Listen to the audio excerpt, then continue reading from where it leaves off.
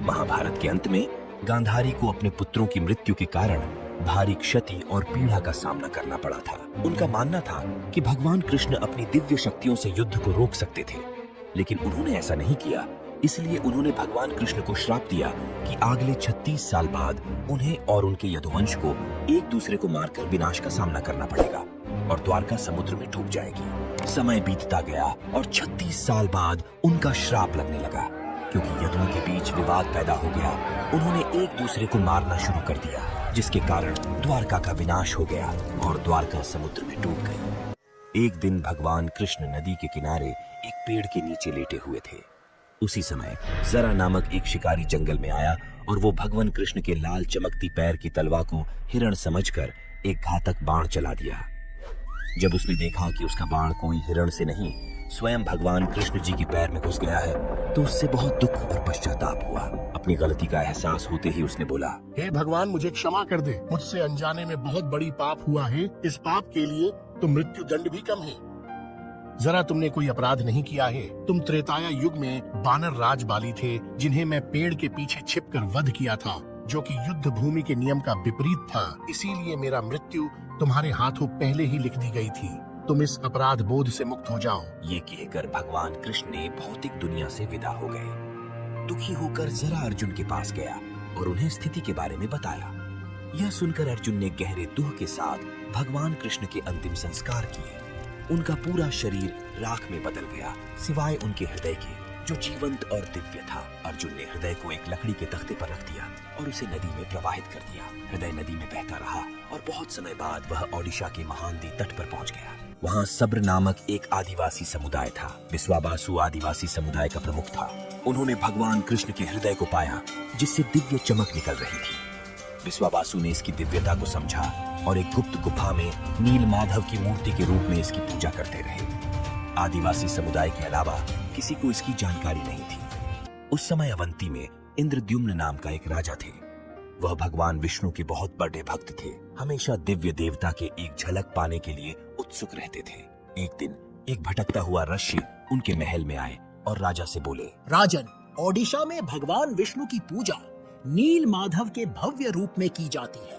आपको ओडिशा के भीतर इस पवित्र स्थान का सटीक स्थान अवश्य खोजना चाहिए। राजा इंद्रद्युम्न बहुत प्रसन्न हुए और उन्होंने तुरंत ब्राह्मण पुजारी विद्यापति को ओडिशा जाकर नील माधव की खोज करने का आदेश दिया।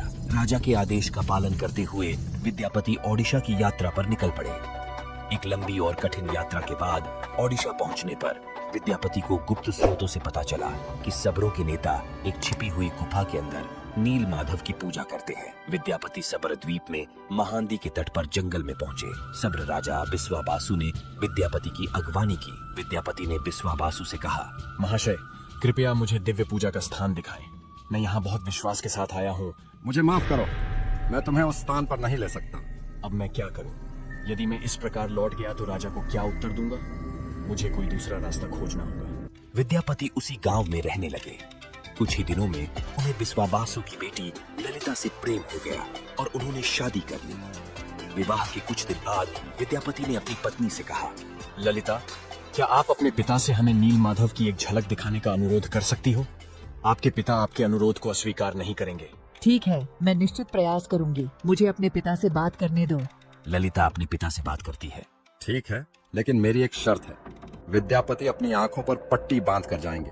विद्यापति ने शर्त मान ली, लेकिन चतुराई से कुछ सरसों के बीज अपने साथ ले जाते हैं। रास्ते में छिपी हुई गुफा का रास्ता याद रखने के लिए सरसों के बीज को गिराते हुए जाते हैं। गुफा में पहुंचकर विद्यापति ने नील माधव की दिव्य छवि देखी और मंत्रमुग्ध हो गए। गुफा से लौटकर विद्यापति ने राजा इंद्रद्युम्न को सारी बात बताई।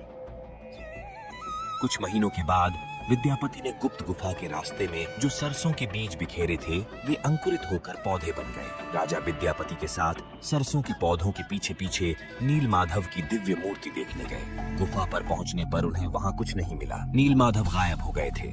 निराश होकर राजा इंद्रद्युम्न महल में लौट आए। उस रात भगवान विष्णु उनके सपने में आए और बोले, इस संसार में मैं तुम्हें नील माधव के रूप में दर्शन नहीं दे पाऊंगा।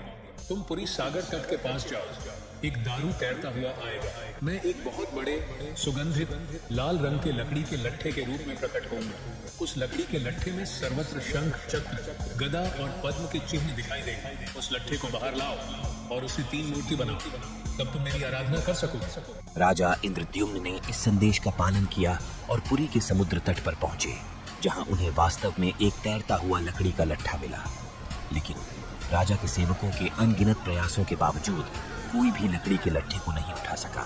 आखिरकार आदिवासी नेता बिस्वाबासु की मदद से लकड़ी के लट्ठे को महल में लाया गया, लेकिन कोई भी कुशल कारीगर उस लट्ठे से नील माधव की मूर्ति नहीं बना सका। हे राजन, ये लकड़ी इतनी मजबूत है कि इस पर हमारे किसी भी हथौड़े और छीनी का कोई असर ही नहीं हो रहा है। हमें माफ करें, ये काम हम नहीं कर सकते। जब यह कार्य असंभव हो गया तो भगवान विष्णु फिर से राजा इंद्रद्युम्न के स्वप्न में प्रकट हुए और बोले, राजन, देवताओं के दिव्य शिल्पी विश्वकर्मा की आराधना करें, वह इस कार्य को अवश्य पूरा करेंगे। भगवान विष्णु की सलाह के बाद राजा इंद्रद्युम्न ने दिव्य मूर्तिकार विश्वकर्मा से प्रार्थना की। तभी एक बूढ़े बढ़े के रूप में विश्वकर्मा प्रकट हुए और उन्होंने राजा इंद्रद्युम्न से कहा, हे राजन, मैंने सुना है कि आप एक मूर्ति बनाने की प्रयास कर रहे हो। हाँ शिल्पी, सही सुने हो। क्या आप ये करने में सक्षम हो? मैं उस लकड़ी के लट्ठे से मूर्ति अवश्य तैयार कर दूंगा, लेकिन मेरी कुछ शर्तें हैं। हे शिल्पी, बताएं आपकी क्या शर्तें हैं? मैं 21 दिनों में एक बंद कमरे में भगवान विष्णु की मूर्तियां बनाऊंगा और इस प्रक्रिया के दौरान मुझे अकेला रहना होगा।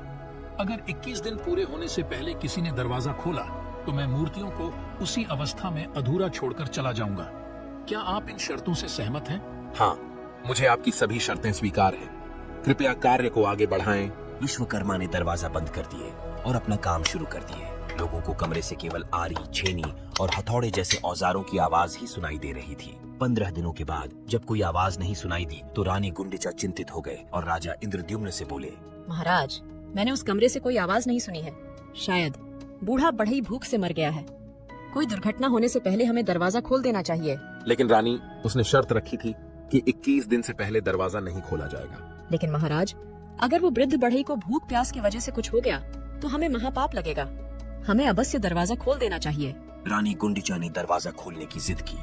अंत में दरवाजा खोला गया, जिससे पता चला कि बूढ़े बढ़ई के रूप में भगवान विश्वकर्मा 3 अधूरी मूर्तियों को छोड़कर गायब हो गए। राजा इंद्रद्युम्न को विश्वकर्मा की बात न मानने और शर्त तोड़ने पर बड़ा दुख हुआ, इसलिए भगवान जगन्नाथ के हाथ और पैर अधूरे हैं। जब राजा इंद्रद्युम्न उन अर्धनिर्मित मूर्ति के समीप जाते हैं तो उन्हें हृदय की धड़कने की ध्वनि सुनाई देती है, जिससे उन्हें यह ज्ञात हो जाता है कि इस मूर्ति के भीतर श्री कृष्ण जी के हृदय विराजमान है। राजा इंद्रद्युम्न ने उन मूर्तियों को स्थापित किया जिन्हें आज भगवान जगन्नाथ, भगवान बलराम और देवी सुभद्रा के नाम से जगन्नाथ धाम पुरी में पूजा पाते हैं। और भगवान जगन्नाथ को दुनिया में एकमात्र जीवित देवता माना जाता है, जो अपने भक्तों को सुनते, समझते और उनकी इच्छाओं को पूरा करते हैं।